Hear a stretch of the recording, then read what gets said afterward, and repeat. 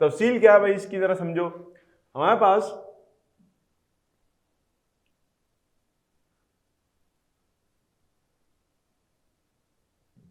जो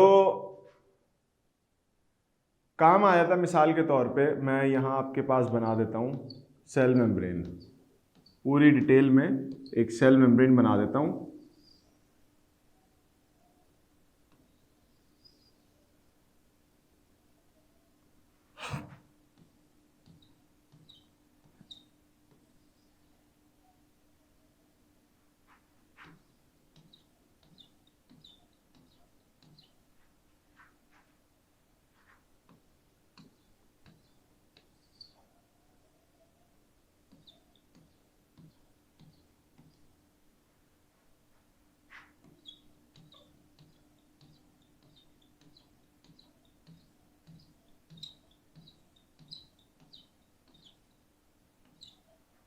अभी cell membrane है, for example this is cell membrane.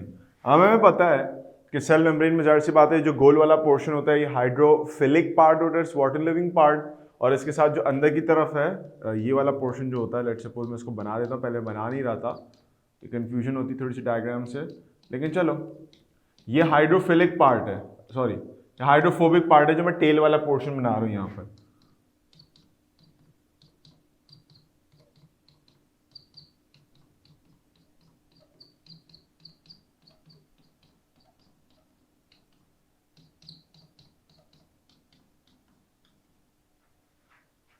ठीक हो गया। अच्छा, अब जरा समझते जाएं कुछ बातों को। बहुत सारी चीजें, बहुत सारे तरीकेकार चीजों को, मटेरियल्स को within the cell membrane लाना या सेल मेम्ब्रेन से बाहर निकालने के लिए इस्तेमाल होते हैं, अब उसके लिए एक बात समझिएगा कि हमारे पास ये जो हेड वाला पोर्शन है ये हाइड्रोफिलिक है, वाटर लिविंग पार्ट, और जो अंदर वाला पोर्शन है हाइड्रोफिलिक है, water repelling part. But overall अगर हम अपनी पूरी मेम्ब्रेन को देखें, सेल मेम्ब्रेन को, it is made up of phospholipid. Phospholipid यानी प्रोटीन बेस्ड चीज है, फॉस्फोलिपिड है, प्रोटीन लिपिड बेस्ड पार्ट है, लिपिड पर मुश्तमिल है, और ये यूजुअली जो नेचर होती है इसकी वो होती है non polar. Lipids are non polar. अगर आप में से कभी किसी ने पढ़ा हो तो उसको आइडिया होगा इस बात का कि नॉन पोलर जो होते हैं that do not form poles. जब कोई इस रिएक्शन में आता है, फॉर एग्जांपल डिसोसिएशन पानी वगैरह के अंदर, दे डोंट फॉर्म पोल्स। पानी पोल्स फॉर्म करता है, partial positive and partial negative. तो जो पानी का कंपोनेंट है दैट इज पोलर, और जो लिपिड का कंपोनेंट है वो होता है non polar. Non polar compounds dissolve होते हैं सिर्फ और सिर्फ नॉन पोलर कंपाउंड्स के अंदर ही। मिसाल के तौर पे अगर मैं आपके पास ऑयल जो है दैट्स नॉन पोलर लिपिड है, उसको मैं अगर पानी में डिसॉल्व करना चाहूं तो वो डिसॉल्व नहीं होता, उसके ड्रॉपलेट्स बन जाते हैं पानी के अंदर। ठीक है, तो अब उसका तरीकाकार क्या होता है? उसका तरीका ये होता है कि मैं ऑयल को ऑयल ही जैसे ही कंपोनेंट में डिसॉल्व करूंगा तो वो डिसॉल्व होगा। दूसरी तरफ अगर मैं किसी पोलर कंपाउंड को, फॉर एग्जांपल सॉल्ट्स हैं, उनको डिसॉल्व करना चाहूं तो वो पानी में डिसॉल्व होंगे ज्यादा अच्छे से, because both of them are polar, both of them forms pole, पानी भी और सॉल्ट्स भी। ठीक हो गया। तो इसी तरीके से जो फॉस्फोलिपिड है नॉन पोलर है, आपने याद रखना है। Now non polar has a compatibility to react with non-polar compounds like phospholipid है तो वो लिपिड ऑयल्स और लाइक इसी तरह से अल्कोहल्स, इनके साथ ज्यादा कंपैटिबल होता है।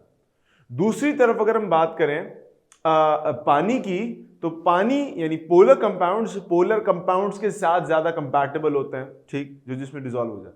नाउ अब जब हमने ये पार्ट क्लियर कर लिया कि phospholipids are non polar and they react with only those components के जो कि नॉन पोलर होंगे, तो अब हमें बात समझ में आ जाएगी कि इस मेम्ब्रेन से क्या चीजें पास हो सकती हैं। इस मेम्ब्रेन से सिर्फ वो चीजें पास होंगी बहुत आसानी से, without any facilitation, word use किया मैंने फैसिलिटेशन, जो कि खुद नॉन पोलर हो। मिसाल के तौर पे मेरे पास एक मॉलिक्यूल है लिपिड का, I have a lipid molecule, वो बहुत आसानी से इससे पार होके अंदर की तरफ आ जाएगा। लिपिड का मॉलिक्यूल बहुत आसानी से इससे पार होके अंदर की तरफ आ जाएगा without the expense of energy, and this is known as a passive transportation. बहुत आसानी से फ्लो करके चला जाएगा। ठीक, अच्छा, अब हम बात कर लेते हैं प्रोटीन्स की। ना proteins they sometimes require a channel to move from the exterior of the cell, cell के बाहर से, to the interior of the cell, cell के अंदर से। तो वो चैनल क्या होगा? वो चैनल आपके पास ये वाला चैनल हो जाएगा। प्रोटीन यहां से मूव करके नीचे आ जाएगी। अब चूंकि प्रोटीन चूंकि पानी के अंदर आसानी से डिसॉल्व हो जाएगी, आप बोलोगे सर प्रोटीन पानी में डिसॉल्व हमने तो होती नहीं देखी। अभी बताता हूं। आप में से किसी ने वो बनाया है, ऑमलेट, ऑमलेट बनाया किसी ने? ऑमलेट बनाया हो या इस तरह की कोई बनाते हैं ना, पता नहीं क्या बनाते हैं वो, केक वगैरह के। समटाइम ऐसा करते हैं हम कि जो अंडे हम तोड़ के प्याली में डालते हैं, उसको समटाइम पानी में उसको घोल लेते हैं, मिक्स कर लेते हैं, थोड़ा सा फेंटना पड़ता है, वो मिक्स हो जाती है, सारी चीजें डिसॉल्व हो जाती है। या प्रोटीन ना सही तो sugar, sugar is something that is dissolvable and soluble in water. अब सॉल्युबल इन वाटर का मतलब ये है कि it itself is soluble in water, water polar है तो वाटर पोलर कंपाउंड के साथ कंपैटिबल है शुगर, ऑयल्स के साथ रिएक्ट नहीं करती। तो पता ये चला कि लिपिड के अलावा जो दूसरे macromolecules like proteins and carbohydrates, they require specific channels to move through the membrane. अब अगर कोई ऐसी ट्रांसपोर्टेशन है कि जिसमें आपके पास एक जगह से दूसरी जगह कोई मॉलिक्यूल मूव करके जा रहा है, कोई मॉलिक्यूल मूव करके जा रहा है, बट उसको सेल मेम्ब्रेन फैसिलिटेट कर रही है थ्रू सम चैनल्स, पंप्स और कैरियर, फैसिलिटेट कर रही है उसकी मूवमेंट को कि बेटा तुम यहां से होके जाओ, वहां से ना जाओ, वहां से तुम जा नहीं सकते, यहां से जाओ। तो ऐसी चीज को कहते हैं फैसिलिटेटेड डिफ्यूजन, फैसिलिटेटेड डिफ्यूजन। ठीक हो गया ना? एग्जैक्ट डेफिनेशन क्या है डिफ्यूजन की, वो भी जरा समझते जाइए। मिसाल के तौर पे मेरे पास बहुत सारे मॉलिक्यूल्स अबंडेंट थे outside the membrane, outside the membrane बहुत सारे मॉलिक्यूल्स अबंडेंट थे। नीचे मेम्ब्रेन के अंदर मॉलिक्यूल्स बहुत कम थे। ऊपर का पोर्शन देखिए, नीचे का पोर्शन देखिए, तो higher concentration to lower concentration movement होगी आपके पास इन मॉलिक्यूल्स की। Higher concentration to lower concentration molecules की मूवमेंट होगी। जब कभी higher concentration to lower concentration movement होती है किसी भी चीज की, इसको तो हम कह देते हैं पैसिव ट्रांसपोर्ट। ठीक, अब पैसिव ट्रांसपोर्ट दो टाइप्स की हो सकती हैं। They can either be diffusion, they can either be osmosis. कौन सी? They can either be diffusion और they can either be osmosis. Clear होगी बात? एक डिफ्यूजन है और दूसरी क्या है? ऑस्मोसिस है। अब बच्चों बात को समझना,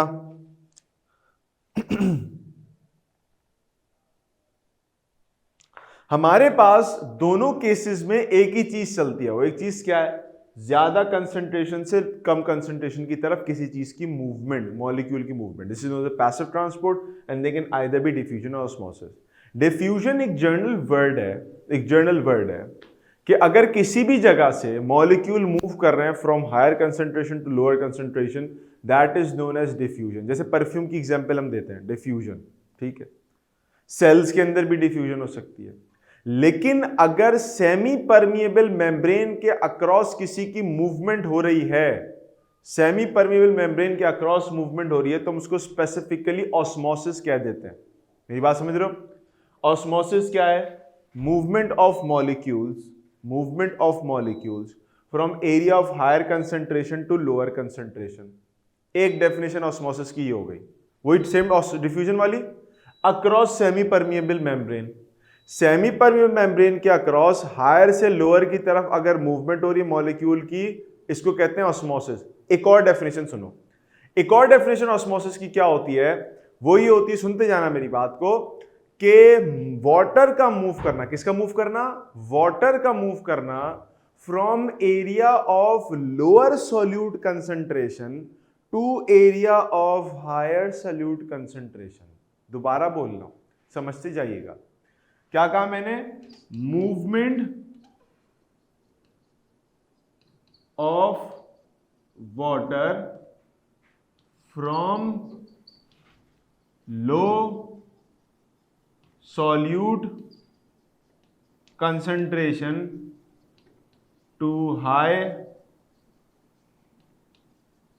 सॉल्यूट कंसंट्रेशन। अब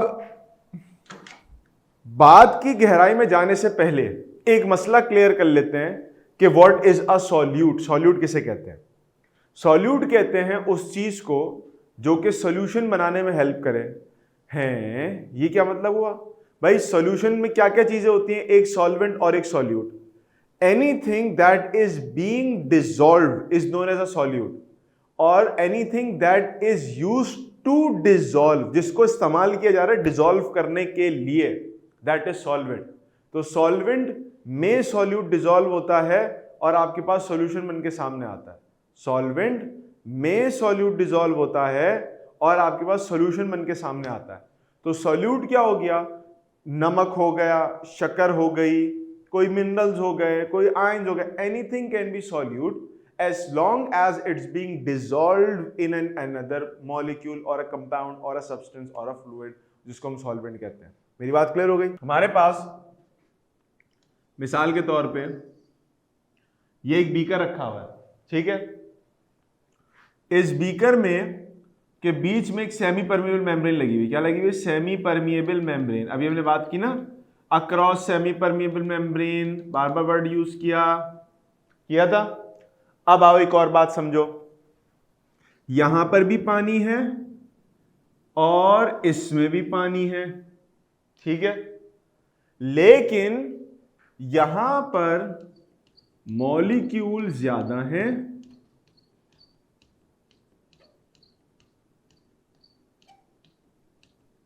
और यहां पर मॉलिक्यूल स्कैटर्ड है और कम है।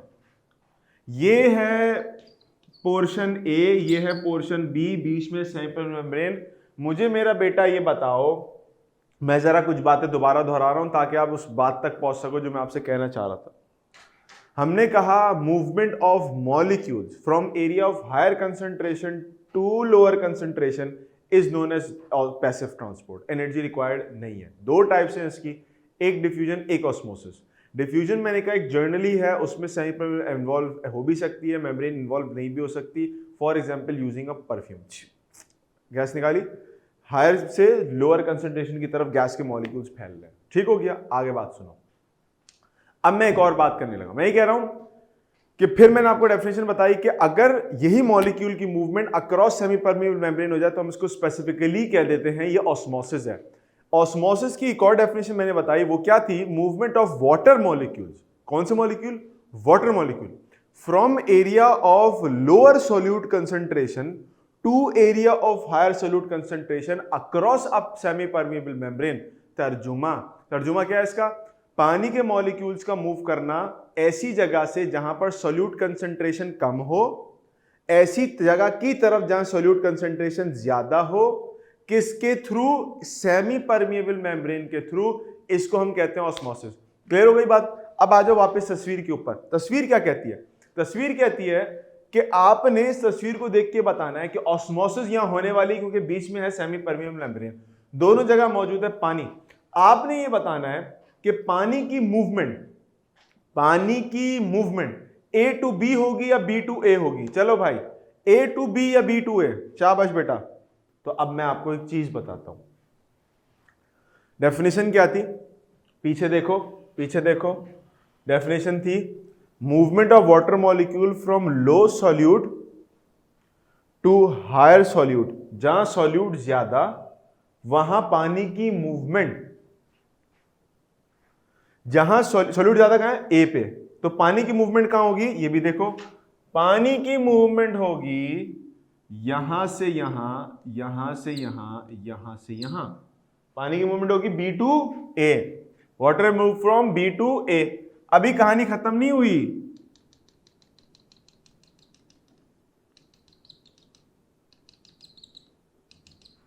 ये अब पानी का लेवल बढ़ जाएगा आपके पास। एक एक्सपेरिमेंट हम लोग करते थे जिसमें हमने पहली बार ये चीज देखी अपनी जिंदगी में। हम कहते थे यार ये क्या बकवास है, ये क्या पानी, नमक उस तरफ डाल दो तो पानी वहां चला जाएगा, यहां नमक कम डाल दो तो पानी यहां जाएगा, ये क्या है? तो हमने एक एक्सपेरिमेंट किया था 9th क्लास में। आप लोगों ने भी शायद किया हो, या हो सकता है करने वाले हो, या हो सकता है कुछ और चीज आ गई हो, लेकिन हमने एक्सपेरिमेंट किया था। हमने उस एक्सपेरिमेंट में क्या किया मैं आपको बताता हूं। And we were shocked. अगर आप में से कोई करना चाहे तो ये कर सकता है, इसके लिए इक्विपमेंट चाहिए होगा, लेकिन घर में हो सकता है कुछ, अगर इसका कुछ जुगाड़ निकालना तो। ये हमने एक बीकर लिया, क्लास में हमने, हमारे टीचर ने प्रैक्टिकल कराया, हमने एक बीकर लिया, हम बड़े एक्साइटेड थे ना। उसके बाद हमने लिया एक थिसल फनल, एक थिसल फनल होता है इस तरह से, हमने ये थिसल फनल लिया, ठीक हो गया। हमने फिर क्या किया कि हमारी थिसल फनल नीचे से भी खुला होता है, ऊपर से भी खुला होता है, खाली होता है वो बेसिकली एक तरीके से। थिसल फनल के नीचे just below the thistle funnel हमने यहां ऐड कर दिया एग वाइट, एल्ब्यूमिन, वो भी सेमी परमियल मेम्ब्रेन का काम करता है, जो अंडे की सफेदी होती है ना, वो नीचे इसके लगा दी, ठीक है, गुड हो गया। अब उसके बाद क्या किया गया, उसके बाद भरा गया पानी,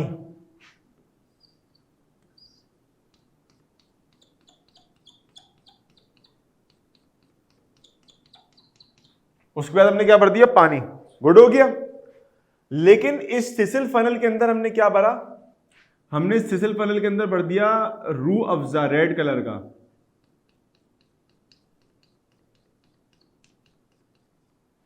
रेड कलर का रूह अफ़ज़ा भर दिया, और साथ में निशानी भी लगा ली कि रूह अफ़ज़ा असल में रुका हुआ किस जगह पे था, रूह अफ़ज़ा रुका हुआ भी किस जगह पे था, हमने निशान लगा लिया।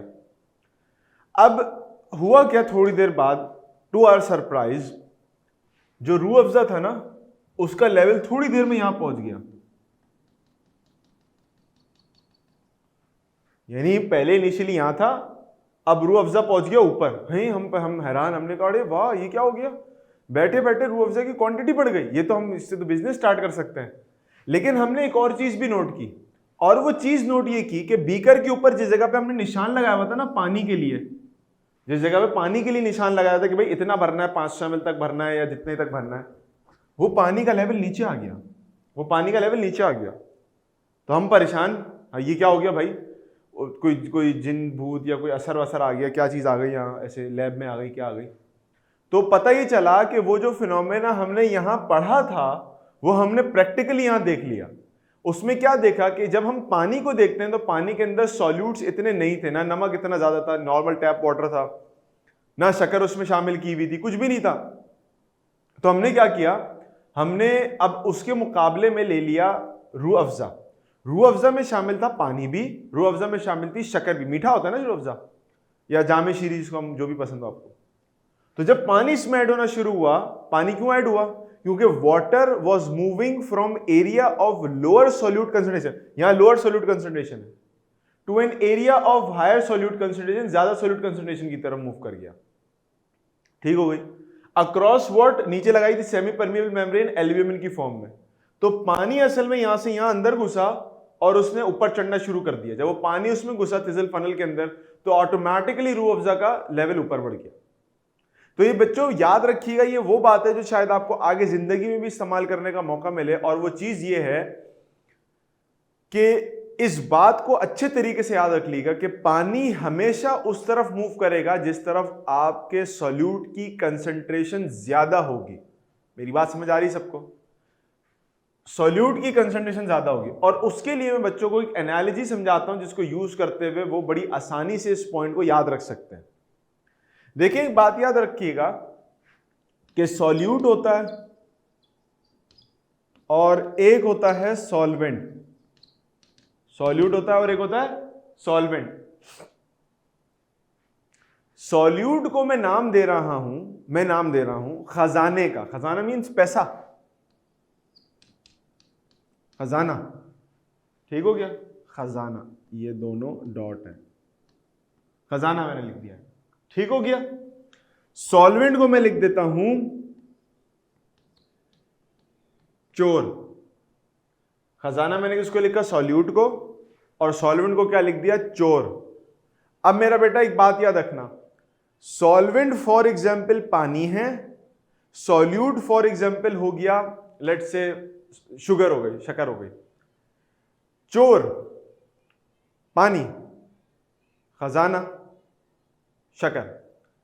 अगर खजाना ज्यादा है, अगर खजाना ज्यादा है तो चोर की मूवमेंट किसकी तरफ होगी? आप ऑटोमेटिकली कह दोगे कि चोर की मूवमेंट होगी खजाने की तरफ। मिसाल के तौर पे अगर हम इस डायग्राम को देखें तो चोर है पानी और ये रेड रेड डॉट जो है हो गए खजाना, सॉल्यूट। तो चोर की मूवमेंट हमेशा खजाने ही की तरफ होगी। मेरी बात समझो। इसी बात को सामने रखते हुए हम सेल में बात करते हैं कि सेल कब फूल जाता है, कब सिकुड़ जाता है। फूल जाता है, सिकुड़ जाता है। मिसाल के तौर पे मैं कहता हूं कि मेरे पास जो सेल है उसको मैंने दो अलग अलग कंडीशंस में रखा है। ये आ गया पानी, ये आ गया पानी, ये आ गया सेल, ये आ गया सेल। ठीक हो गया।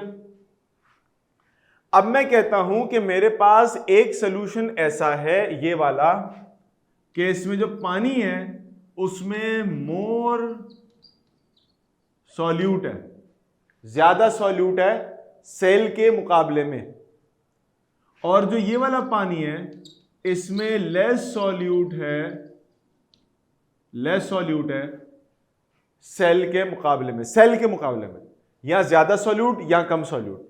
अब आपने ये बताना है, आपने ये बताना है कि पानी की मूवमेंट दोनों सिनेरियोज में, ए में और बी में, पानी की मूवमेंट कैसी होगी और सेल्स के साथ क्या होगा इस मूवमेंट के बाद, सेल्स के साथ क्या होगा इस पानी की मूवमेंट के बाद।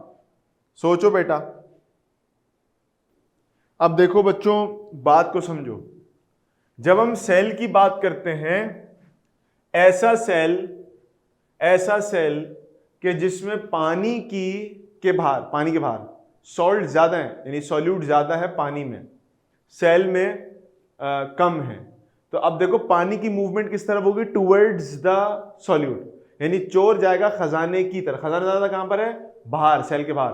तो पानी will move outside the cell. पानी क्या हो जाएगा? सेल से बाहर निकल जाएगा। अब देखो पानी अगर सेल से बाहर निकल गया तो सेल तो पिचक जाएगा। तो ऐसी कंडीशन में सेल हो जाएगा फ्लैसिड। क्या हो जाएगा? फ्लैसिड। फ्लैसिड हो जाएगा सेल, पिचक जाएगा, पिचकू। दूसरी तरफ अगर सॉल्यूट कम है सेल के बाहर और सेल में खजाना ज्यादा है, यानी सॉल्यूट ज्यादा है, तो अब चोर की मूवमेंट होगी खजाने की तरफ। चोर कहां है? ज्यादा बाहर है। खजाना ज्यादा कहां है? सेल के अंदर।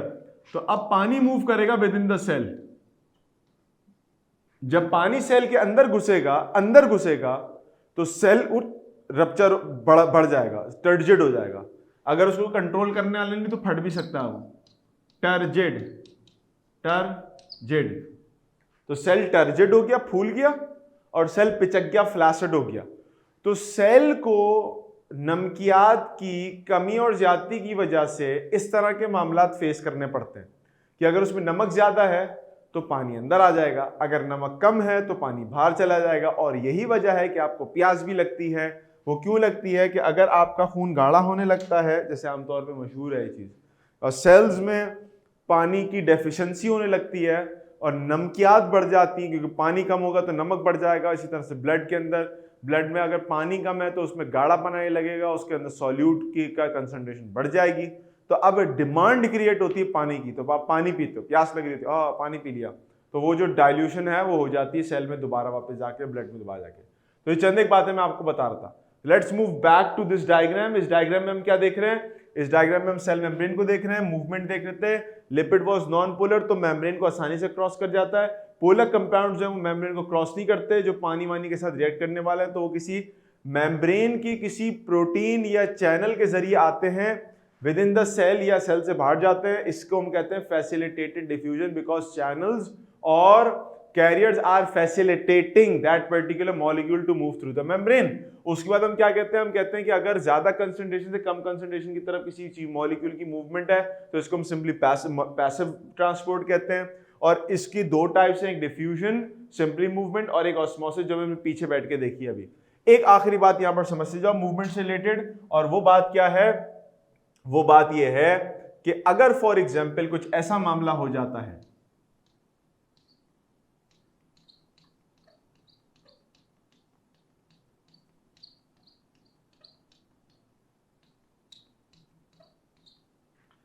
अब अगर कोई ऐसा मामला होता है जैसे आप यहाँ नोटिस करो कि this is there is a few number of molecules outside the membrane, और अंदर बहुत सारे मॉलिक्यूल्स हैं, जो भी मॉलिक्यूल हैं जिसके भी आई डोंट नो, तो ये मॉलिक्यूल्स अब चाह रहे हैं कि हम अंदर आए, तो इनको अंदर आने के लिए क्या करना पड़ेगा, they have to go through a specific carrier वगैरह to move inside the cell. किसी कैरियर के जरिए अंदर आएंगे, किसी चीज के जरिए अंदर आएंगे, किसी चैनल के जरिए अंदर आएंगे, और जब ये अंदर आएंगे तो यहां पर एक बात याद रखिएगा कि यहां पर होगी यूटिलाइजेशन ऑफ, ये इस्तेमाल करना, यहां पर होगा आपके पास एटीपी इस्तेमाल, ATP would be utilized and it will convert into adenosine diphosphate. ATP का फुल फॉर्म होता है एडिनोसिन ट्राइफॉस्फेट, एडिनोसिन ट्राइफॉस्फेट। ये एक एनर्जी रिच कंपाउंड है जो कन्वर्ट हो जाता है एडिनोसिन डाइफॉस्फेट के अंदर। और ये कब इस्तेमाल हो रहा है, वापस पीछे अगर हम चलते हैं एक स्लाइड, तो हमारे पास ये बात लिखी हुई है कि energy is required whenever there is active transport. और एक्टिव ट्रांसपोर्ट कब होती है, जब मॉलिक्यूल को मूव करना हो एरिया ऑफ लोअर कंसंट्रेशन से हायर कंसंट्रेशन की तरफ किसी मॉलिक्यूल को मूव करना है, तो ये आपके पास एक्टिव ट्रांसपोर्ट होती है। और ये एक्टिव ट्रांसपोर्ट हो रही है, दिस इज एक्टिव ट्रांसपोर्ट, कि कम से ज्यादा की तरफ आ रहा है तो एनर्जी इस्तेमाल होगी, तब नीचे की तरफ आ सकता है। तो ये 3-4 बातें आपको बहुत सारी एक ही डायग्राम में मैंने कोशिश की मैं बता दूं, मैं इसको हाईलाइट भी कर देता हूं ताकि आपको परेशानी ना हो किसी किस्म की, बाद में कि कभी देखना चाहें तो उसको आप आसानी से व्यू कर सकें। This is your passive transport, passive transport, ठीक हो गई। ये आपके पास हो गई फैसिलिटेटेड ट्रांसपोर्ट, ये आपके पास हो गई सिंपल डिफ्यूजन, ठीक हो गई। ये आपके पास हो गई एक्टिव ट्रांसपोर्ट। तो ये सारी ट्रांसपोर्ट सर्कल सर्कल में लिख दिए ताकि एक ही डायग्राम में आपको सारा मामला क्लियर हो जाए कि भाई कौन सी चीज किस वक्त मूव करती है और किस चीज का क्या मामला होता है। क्या मेरे बच्चों को मेरी बात क्लियर हो गई भाई? अच्छा जी, अब चलेंगे इससे आगे और आगे बात करेंगे। अब आ जाओ बच्चों अगली चीज की तरफ। एक बार हमने सेल मेम्ब्रेन को देख लिया, सेल मेम्ब्रेन की बातें समझ ली, अब हमारे पास मौका आता है कि हम बात करेंगे सेल मेम्ब्रेन से आगे के कंपोनेंट्स की, जिसमें आते थे हमारे पास क्या चीजें, हमारे पास आ जाते हैं सेल के ऑर्गेनल्स। और ऑर्गेनल ऑफ द सेल में से सबसे पहली चीज हम देखने जा रहे हैं वो है हमारा, और